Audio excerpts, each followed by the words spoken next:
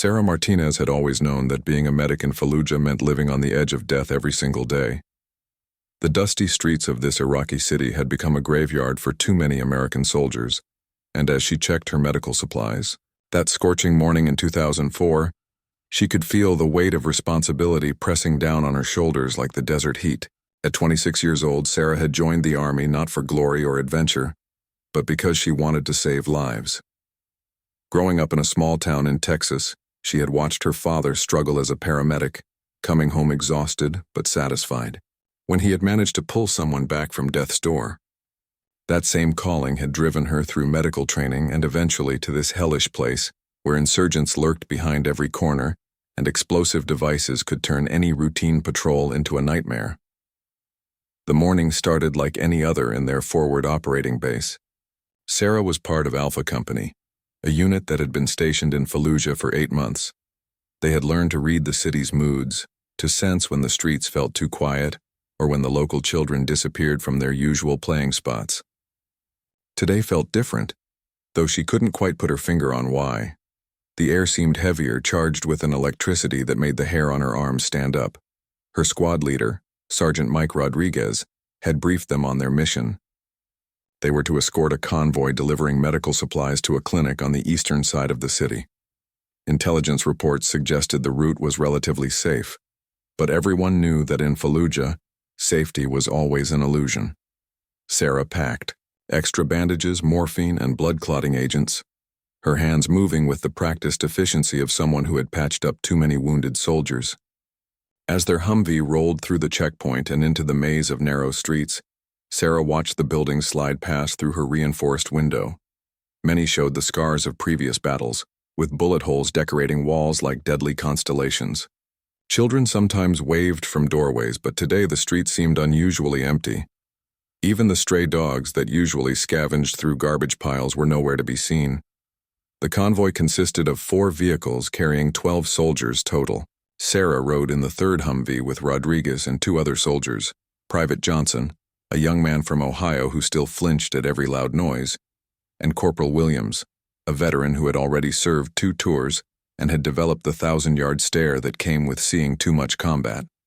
Williams kept checking his rifle, a nervous habit that Sarah had noticed intensifying over the past few weeks. 20 minutes into their journey, they turned onto a street that Sarah had traveled dozens of times before. It led past a bombed-out mosque and several abandoned shops, their metal shutters twisted and blackened from previous explosions. This was when Rodriguez's voice crackled through the radio, tense but controlled. "All units, we've got movement in the building at 2 o'clock. Possible sniper position." Sarah felt her heart rate spike as she instinctively checked her medical kit one more time. In her months in Fallujah, she had learned that the moment someone mentioned snipers, everything could go wrong very quickly. She watched Williams tighten his grip on his weapon, while Johnson's breathing became noticeably faster. Rodriguez was speaking quietly into his radio, coordinating with the other vehicles when the world suddenly exploded around them. The first shot came from somewhere high above, punching through the Humvee's armor with a sound like thunder. Sarah felt something hot tear through her left shoulder, spinning her sideways as blood immediately began soaking through her uniform. Before she could even process what had happened, more shots began raining down from multiple directions. The insurgents had set up a perfect ambush, with shooters positioned in at least 3 different buildings surrounding the narrow street. Rodriguez was shouting orders while trying to return fire, but the enemy had chosen their position well. The convoy was trapped in a killing zone with nowhere to take cover. Sarah, fighting through the burning pain in her shoulder, realized that Johnson had been hit in the leg and was crying out for help. Blood was pooling on the floor of the Humvee as she struggled to reach her medical supplies with her good arm. The second shot caught her in the ribs, and this time she felt the bullet crack bone as it passed through her body. The impact drove the air from her lungs, leaving her gasping and struggling to stay conscious. Through the chaos of gunfire and shouting, she could hear Williams screaming into the radio for backup, his voice cracking with desperation. But Sarah knew that help was at least 20 minutes away, and she wasn't sure any of them would last that long. As bullets continued to pepper their vehicle, Sarah managed to grab a pressure bandage and pressed it against Johnson's wounded leg, even as her own blood was making her hands slippery and weak. The young soldier looked at her with wide, terrified eyes, and she forced herself to smile despite the agony burning through her body.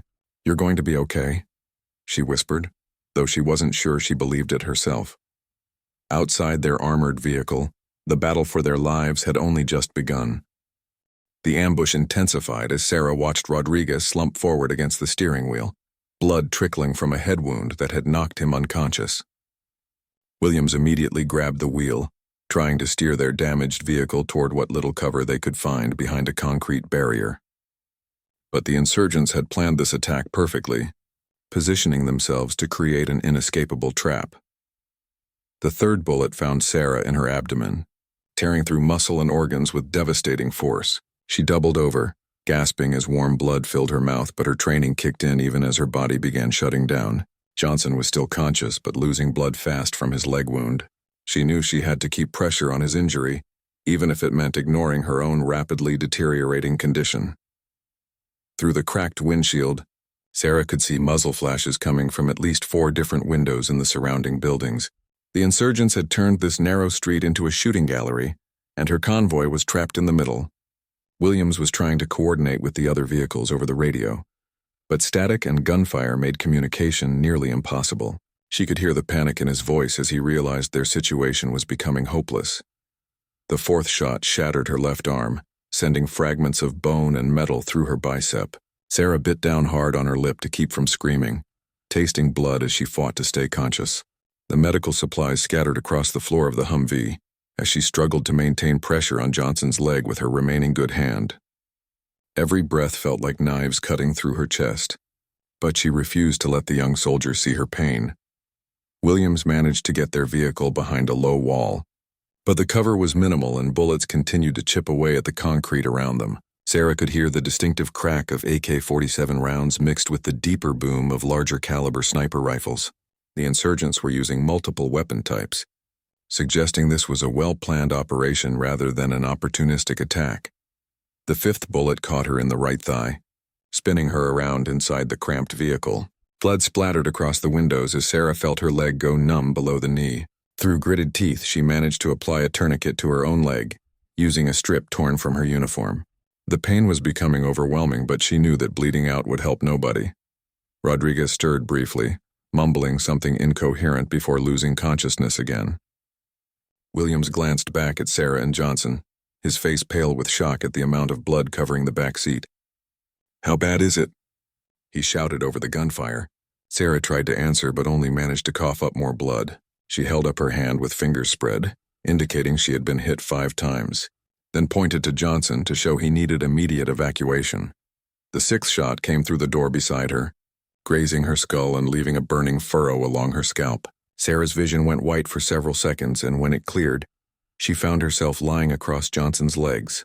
The young soldier was trying to shake her awake, his voice seeming to come from very far away. Blood from her head wound was dripping into her eyes, making it hard to see clearly. Williams had managed to make radio contact with their backup units, but the news wasn't good.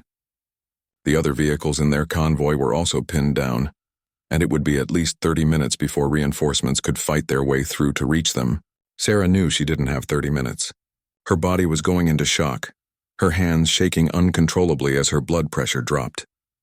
The 7th bullet punched through the vehicle's rear door, catching Sarah in the lower back. She felt something important tear inside her body, followed by a spreading numbness that crept up her spine. When she tried to move her legs, nothing happened. The paralysis was creeping upward, and she realized the bullet had likely damaged her spinal cord. Despite her condition, Sarah's medic training wouldn't let her give up. She guided Johnson through applying pressure to his own wound, her voice weak but steady as she talked him through the procedure. "Press here, keep the pressure constant. Don't let go no matter what happens." The young soldier's hands were shaking, but he followed her instructions, his eyes locked on her face as if she were his anchor in this nightmare. The 8th shot came from a different angle, suggesting the insurgents were moving to new positions to maintain their advantage. This bullet caught Sarah in her right side, puncturing a lung and making each breath a struggle. She could feel air escaping through the wound with every exhale, creating a sucking sound that she knew meant serious internal damage. Williams was firing back now, leaning around the edge of their cover to send short bursts toward the enemy positions. But Sarah could tell they were running low on ammunition, and the insurgents seemed to have an unlimited supply. The attack had been going on for 25 minutes, though it felt like hours, and she was running out of time. The 9th bullet hit her in the chest, just below her right shoulder. Sarah felt something vital rupture inside her ribcage, followed by a flooding sensation as blood began filling her lung cavity. Her breathing became labored and wet, each inhalation requiring tremendous effort. She knew she was drowning in her own blood, but she kept her eyes open, kept talking to Johnson, kept fighting to stay conscious just a little longer. Williams looked back at her again, his face stricken as he saw how much blood she had lost. "Hang on, Martinez," he shouted. "Help is coming." But Sarah could see in his eyes that he didn't believe his own words. She tried to smile at him, to let him know it wasn't his fault, but her facial muscles weren't responding properly anymore. The 10th bullet struck Sarah in her left side, tearing through what remained of her functional organs. She felt her body convulse as the impact sent shockwaves through her already devastated system. Blood was now coming from her mouth with every breath, and her vision was starting to tunnel. The edges of her sight grew dark while the center became unnaturally bright, as if someone was slowly closing curtains around a window. Williams had stopped returning fire and was now trying to tend to both Rodriguez and Sarah while keeping Johnson calm. The radio crackled with updates from their backup units, but the insurgents had set up additional roadblocks to slow down the rescue attempts. Every route toward their position was blocked or heavily defended. Sarah could hear the frustration and desperation in the voices coming through the static. Despite the overwhelming damage to her body, Sarah's mind remained sharp. She could feel her life force ebbing away like water draining from a bathtub, but her medical training kept her focused on what needed to be done. She managed to whisper instructions to Williams about treating Rodriguez's head injury, explaining how to check for signs of brain trauma and what symptoms to watch for. The insurgents seemed to realize that their ambush was taking longer than planned. Sarah could hear voices shouting in Arabic from the surrounding buildings, and the pattern of gunfire began to change. They were preparing for a final assault, probably planning to move in and finish off the survivors before American reinforcements could arrive. Williams must have sensed this too, because he started checking his remaining ammunition and preparing for close combat. The 11th bullet was the one that should have killed her. It caught Sarah center mass, punching through her chest and destroying whatever vital functions had managed to survive the previous 10 impacts. She felt her heart stutter and skip, then begin beating erratically as blood pressure plummeted to almost nothing. Her breathing became shallow gasps, each one requiring enormous effort as her diaphragm struggled to function. But somehow, impossibly, Sarah Martinez remained conscious. Her body was failing catastrophically, with massive blood loss and organ damage that should have killed her within minutes. Yet her eyes stayed open, her mind stayed alert, and she continued to communicate with her fellow soldiers. Williams stared at her in amazement, unable to understand how she was still alive, still trying to help others despite being shot 11 times. Johnson had gone quiet, his face pale from blood loss and shock. Sarah reached over with trembling fingers to check his pulse, relieved to find it still strong despite his injury. She whispered reassurances to him, her voice barely audible but somehow still carrying the calm authority that had made her such an effective combat medic. "Stay with us, soldier. Help is coming. Just keep breathing." Rodriguez finally regained consciousness, groaning as he touched the bandage Williams had applied to his head wound. His vision was blurry and he seemed confused about where they were, but he was alive. Sarah tried to smile at him, though she wasn't sure her facial muscles were still working properly. 3 of her 4 squad members were still breathing, and that had to count for something. The gunfire outside their vehicle had reduced to sporadic shots, suggesting the insurgents might be running low on ammunition or preparing to change tactics. Williams peered around their cover and reported seeing movement in one of the buildings where muzzle flashes had been coming from. The enemy fighters appeared to be repositioning, possibly getting ready for a ground assault on their position. Sarah knew she was dying. Her body temperature was dropping as shock set in, and she could feel consciousness slipping away despite her efforts to stay alert. Her breathing was becoming more labored with each passing minute, and the taste of blood in her mouth was growing stronger. But she also knew that if she could just hold on a little longer, if she could just stay alive until help arrived, her squad mates might have a chance. Through the cracked radio, they heard the welcome sound of American voices getting closer. A rescue convoy was fighting its way through the blocked streets, engaging insurgent positions along the way. The sound of M4 rifles and larger caliber weapons echoed off the surrounding buildings as the relief force carved a path toward their position. Sarah felt a flicker of hope, the first positive emotion she had experienced since the ambush began. Williams was dividing his attention between watching for enemy movement and monitoring his wounded teammates. He kept checking Sarah's pulse, amazed each time to find her heart still beating. Despite the massive trauma her body had endured, her skin was cold and clammy, with the gray pallor that indicated severe blood loss, but her eyes remained focused and aware. The rescue convoy was getting closer, but so were the insurgent voices outside their vehicle. Sarah could hear boots running across rooftops and the metallic click of weapons being reloaded. The enemy fighters weren't going to give up easily, and they were preparing for one final push to eliminate the American soldiers before reinforcements could arrive. Sarah used what might have been her last burst of strength to grab Williams' arm and point toward Johnson. The young soldier was losing consciousness, his breathing becoming shallow and rapid. She mouthed the words morphine and pressure bandage, indicating the supplies Williams would need to keep him alive during the next phase of their ordeal. As explosions began echoing from nearby streets, indicating that the rescue convoy was engaged in heavy combat with insurgent forces, Sarah Martinez closed her eyes for what she thought might be the final time. She had been shot 11 times, lost massive amounts of blood, and suffered damage to multiple vital organs. By all medical logic, she should have been dead already, but her heart kept beating, her lungs kept working, and somewhere deep inside a voice told her to hold on just a little longer. The sound of helicopters appeared in the distance, their rotors cutting through the air like mechanical thunder. Sarah forced her eyes open, using what little strength remained to listen for the distinctive whoop of American Blackhawks. The rescue convoy was still fighting its way through insurgent positions 2 blocks away, but air support was arriving to tip the balance of the battle. Williams heard them too and grabbed the radio with renewed urgency. "This is Alpha 7, we have multiple wounded. Need immediate medical evacuation?" His voice cracked with emotion as he looked at Sarah, still unable to comprehend how she remained conscious after suffering so much damage. Blood covered almost every surface inside their vehicle, and her breathing had become a wet, labored whistle. The helicopter pilots reported engaging insurgent positions on the surrounding rooftops. Sarah could hear the deep thrum of rotor blades getting closer, followed by the rapid-fire chatter of machine guns as the air crew suppressed enemy fighters. Explosions echoed off the narrow streets as rockets eliminated sniper positions that had been raining death on her squad. Rodriguez was becoming more alert, though he still seemed confused about the severity of their situation. When he saw Sarah's condition, his face went white with shock.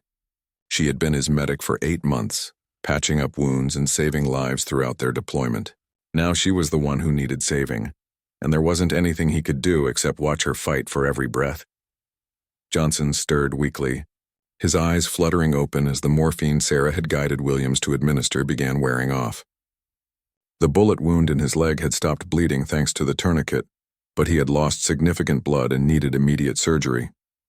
Sarah tried to assess his condition with her eyes since her hands were no longer responding to her commands. The insurgents made one final attempt to overrun their position. Sarah heard boots running across gravel and urgent voices shouting in Arabic as enemy fighters moved in for a close assault. Williams raised his rifle with shaking hands, knowing he was down to his last few magazines. Rodriguez tried to grab his sidearm but was too disoriented from his head injury to aim effectively. The Black Hawk appeared overhead like a mechanical angel, its door gunners immediately engaging the insurgents who were advancing on foot. The heavy machine gun fire was devastating, forcing the enemy fighters to take cover or be cut down in the open street. Sarah felt a surge of relief as the helicopter's shadow passed over their damaged vehicle. Williams was waving frantically at the helicopter crew, pointing toward their position and making medical evacuation signals. The pilot's voice crackled through the radio, confirming visual contact with their vehicle and requesting information about the wounded. Williams tried to describe Sarah's condition but struggled to find words for the extent of her injuries. The rescue convoy finally broke through the insurgent roadblocks and came racing down the street in a cloud of dust and diesel exhaust. Sarah could see soldiers dismounting from armored vehicles, setting up a perimeter around their position, while medics rushed forward with stretchers and medical equipment. After 45 minutes of hell, help had finally arrived. But Sarah knew she was running out of time. Her body temperature continued dropping as shock deepened, and she could feel her heart struggling to pump what little blood remained in her circulatory system. Every breath was becoming more difficult, and dark spots were beginning to appear in her vision.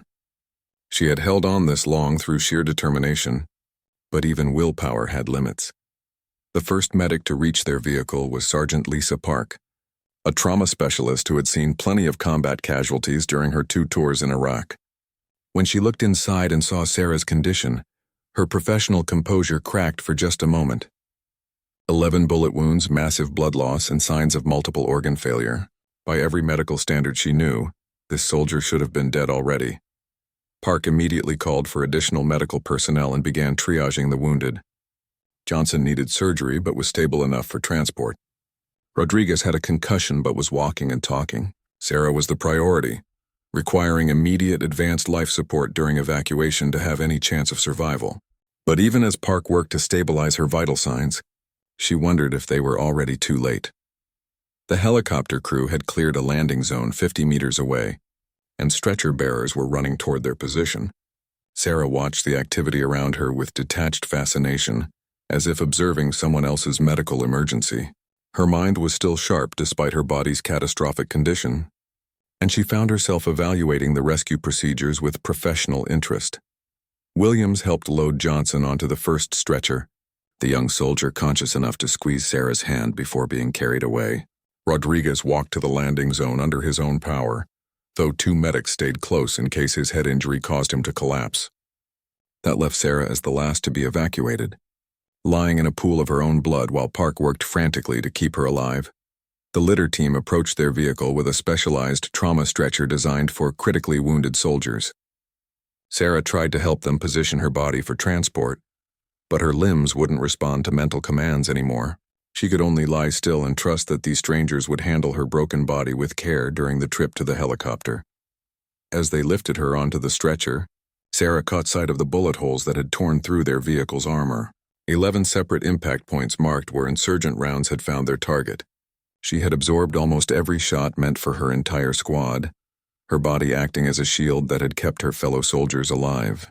In her fading consciousness, she felt a strange sense of satisfaction at having fulfilled her duty as a medic. The stretcher bearers moved quickly but carefully toward the waiting helicopter, Park running alongside while monitoring Sarah's vital signs. Her blood pressure was barely detectable.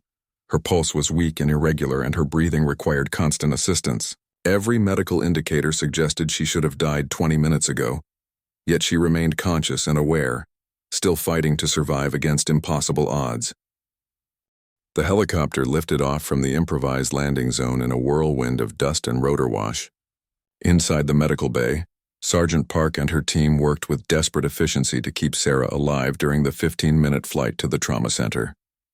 Advanced monitoring equipment showed vital signs so weak they were barely registering. Yet somehow Sarah's heart continued beating and her brain remained active.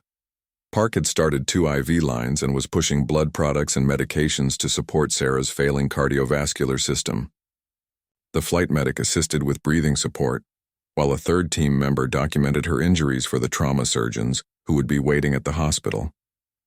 11 gunshot wounds with entry and exit points scattered across her torso, arms, and legs. It was the most severe case any of them had encountered. Sarah drifted in and out of consciousness during the flight, but each time she awakened, her eyes were alert and focused. She seemed to be tracking conversations around her and responding to commands to move her fingers or blink. Park had never seen anything like it in 15 years of military medicine.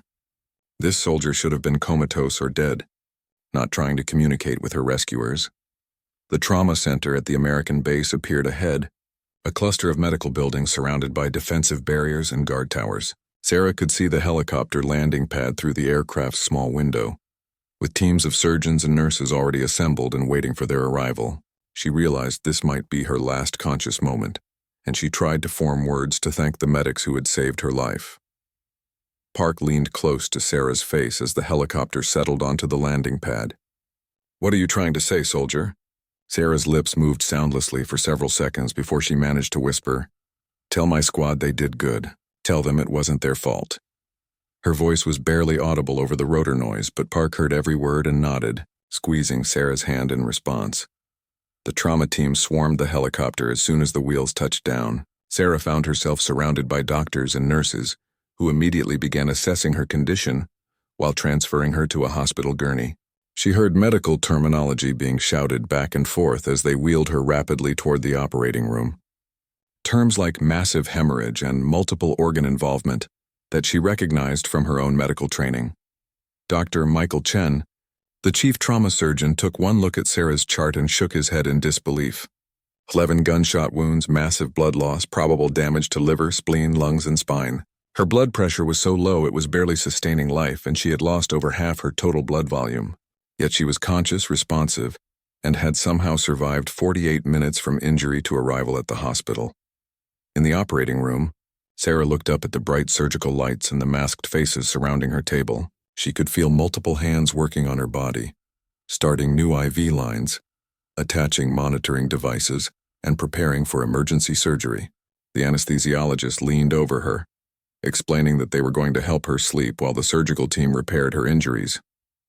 As the anesthetic began taking effect, Sarah's last conscious thought was about her squad. Williams, Rodriguez, and Johnson had all made it to safety because she had been there to provide medical care during the ambush. Her job as a medic was to save lives, and despite being shot 11 times, she had managed to do exactly that. The darkness of anesthesia felt peaceful compared to the chaos of the previous hour. The surgical team worked through the night, repairing damage to Sarah's internal organs and removing bullet fragments from throughout her body. Dr. Chen had performed thousands of trauma surgeries during his military career, but he had never encountered a case quite like this one. The extent of her injuries should have been fatal within minutes, yet she had somehow maintained consciousness and vital functions for nearly an hour. During the operation, they discovered that several bullets had missed major blood vessels and vital organs by mere millimeters. Her spine had been grazed but not severed, explaining why she had lost some sensation without complete paralysis. One bullet had passed through her chest cavity without puncturing her heart. Another had destroyed part of her liver, but missed the major vessels that would have caused her to bleed to death. The surgery lasted 8 hours, with multiple specialists working to repair damage to her digestive system, circulatory system, and skeletal structure. They removed bullet fragments from 11 different locations, repaired perforated organs, and transfused massive amounts of blood to replace what she had lost. When they finally closed the last incision, Sarah had received medical care that would have been impossible in most civilian hospitals. Dr. Chen emerged from the operating room exhausted but cautiously optimistic. Sarah had survived the surgery, though she remained in critical condition with a long recovery ahead. Multiple organs had been damaged, several bones were fractured, and she faced weeks or possibly months of rehabilitation. But she was alive, breathing on her own, and showing normal brain function despite everything she had endured. The news spread quickly through the base that the medic, who had been shot 11 times, had not only survived the ambush but had made it through surgery. Williams, Rodriguez, and Johnson, all recovering from their own injuries, asked repeatedly about her condition. They knew that without Sarah's medical expertise during the ambush, none of them would have survived long enough for rescue. Word of Sarah's survival began reaching other units throughout the region. Stories spread about the medic who had been shot 11 times, but kept working to save her squad mates until help arrived. In a war zone where death was a daily reality, her story became a symbol of hope and resilience that inspired soldiers throughout the theater of operations. But Sarah's ordeal was far from over. Surviving the initial trauma and surgery was just the beginning of a recovery process that would test her willpower and determination even more than the ambush itself. The real battle for her life was just beginning, and it would take place not in the streets of Fallujah but in hospital beds and rehabilitation centers, far from the sound of gunfire. 2 days after the surgery, when the SEAL team finally arrived at the trauma center to investigate reports of the medic's miraculous survival, Sarah Martinez opened her eyes to find herself surrounded by machines and medical equipment.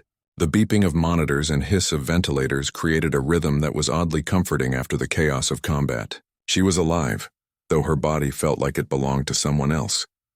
The SEALs had come expecting to interview a soldier who had somehow survived an impossible situation. What they found was a young woman, whose quiet strength and professional dedication had saved not only her own life, but the lives of her entire squad. Lieutenant Commander Jake Morrison, the team leader, had read the after-action reports and medical files, but seeing Sarah in person made the story even more remarkable. Sarah's voice was weak but clear when she spoke to the SEAL investigators. She described the ambush in precise detail, explaining how the insurgents had positioned themselves to create an inescapable trap. Her military bearing remained intact despite her injuries, and she answered questions with the same calm professionalism that had carried her through the firefight. The investigation revealed that the insurgent cell had been planning the ambush for weeks, gathering intelligence on American patrol routes and timing their attack to maximize casualties. They had positioned 8 fighters in 3 different buildings, with enough ammunition and weapons to sustain a prolonged engagement. The trap had been designed to kill or capture an entire American squad. What the insurgents hadn't anticipated was encountering a medic with Sarah's level of training and determination.